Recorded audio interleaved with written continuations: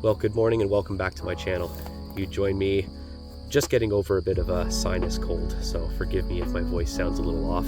I am feeling a great deal better, but you join me in honestly a magical little location that could not have been possible if it wasn't for my fiance Amanda. So sweetheart, I know you're watching this, and I want to start it off by saying thank you times a million. I've already thanked you enough, but thank you for that barrow.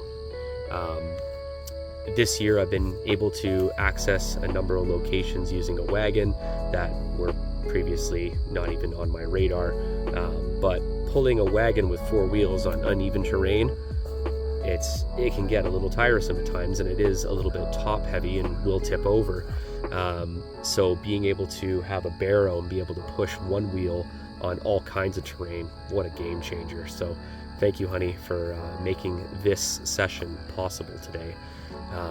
The location I'm at today, Amanda and I actually discovered on a little hike through the woods, and it was just stunning. Like coming through here, these nice groomed trails for the most part, and then of course the carpy hat is always on, and I know I'm near water, so as we're walking, all of a sudden there's a little turn off to the left. I guess you're seeing it out on the right, so on the left hand side, my left. And we took a little walk down, and it opened up into a little area in amongst the trees, and there was a nice little access to the water here. And walking in here and seeing the vastness of it all, I just thought, I have to try here.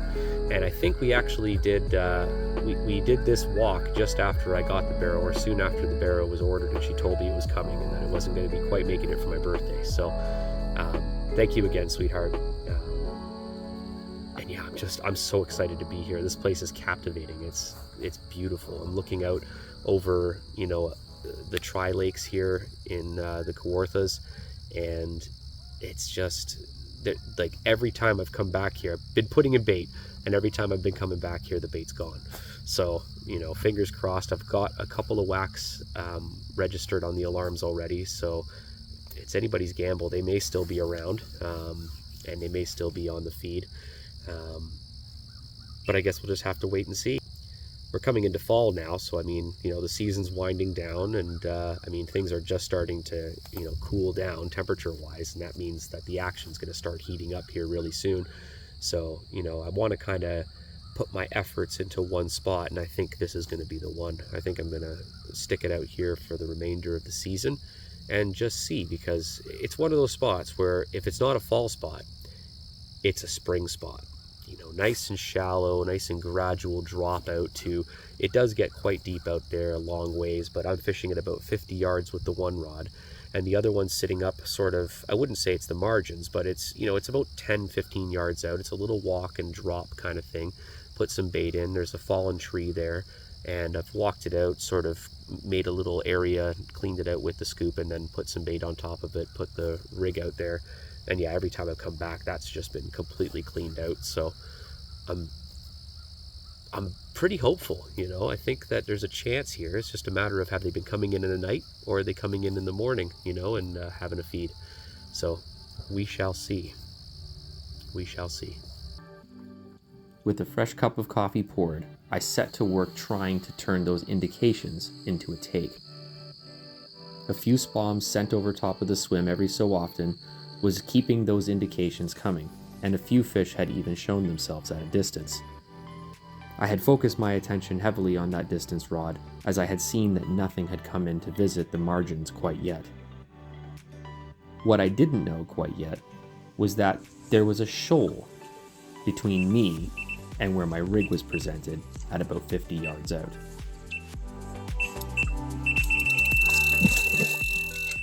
And it was sharp. As I had other obligations that day, I had to pack it in and get going, even though I began seeing fish in the margins right around the mid-afternoon. After that first session, I learned I had to focus my attention on the margins. It was about a week later when I would return back to the forest. This time, the plan was to keep the bait inside of the shoal. But boy, had the winds changed. Fall had certainly arrived, and the daytime temperatures began to get colder and colder.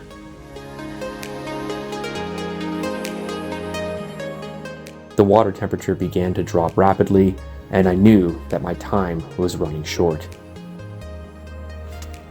However, that evening, I received a number of liners, and it was clear that the fish were coming in the evenings and having a feed. However, the excessive number of liners was certainly putting fish off and startling them. With the wind, it was quite a challenge to run a slack line. So, I had to figure out another plan, and backleads would certainly be implemented in following sessions. I didn't go home, however, blanking this night.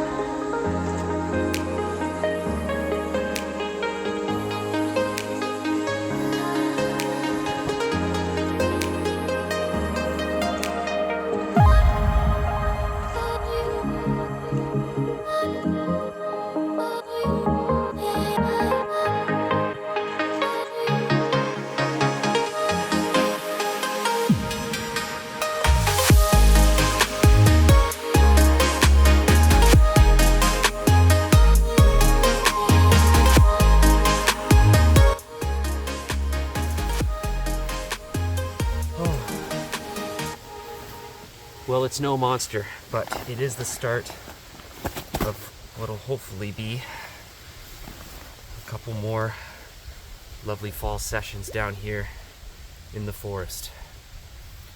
We'll get this one back and we'll get it right back out there because it seems like the fish have started to move in.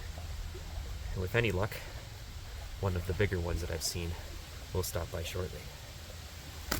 After pouring a celebratory brew, I settled in hopes that I might be able to have another fish or two before the night was through. But I was interrupted. That night, I learned that I wasn't the only one in the forest in the evenings.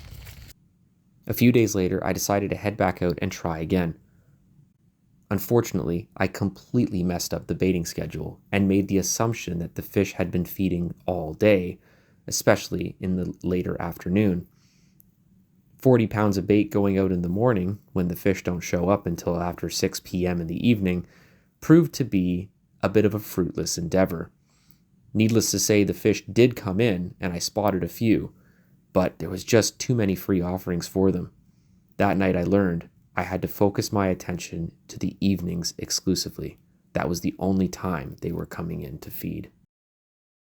Another week would pass before I'd return to the forest for my final session of 2024. I knew all too well going into it I had to apply everything that I had learned up until that point in order to put the odds in my favor.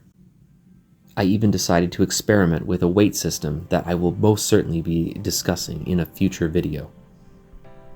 I put a fair amount of bait in the night before, and when I returned, it was cleared out. And I was confident that I had them dialed in. I put out just enough bait on both rods to feed one fish each.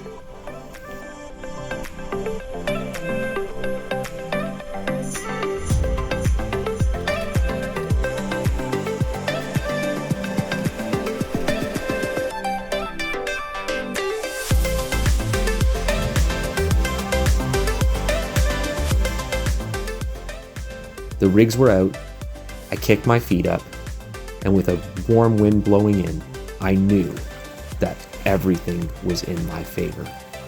All I needed to wait for was sundown, and I wasn't disappointed.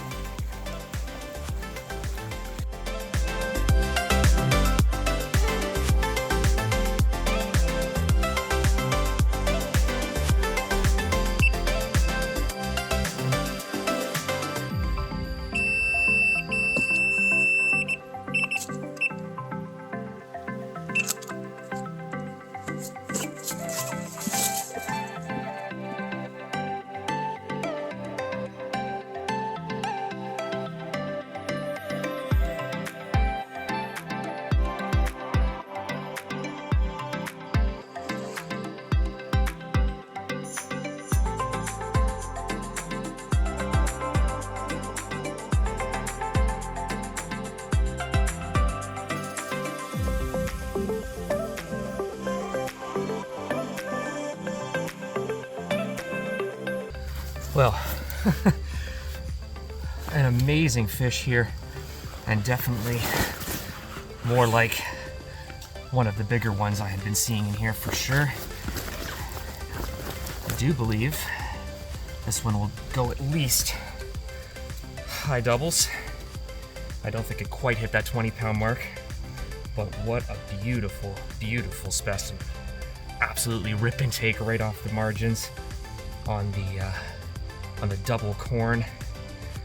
Just crazy. What a pristine looking fish. What a beautiful looking fish. And so concludes my 2024 season. But I'm certainly far from done at this spot. I'm going to return here for certain in spring, and I hope you'll join me as I venture back into the thick of it.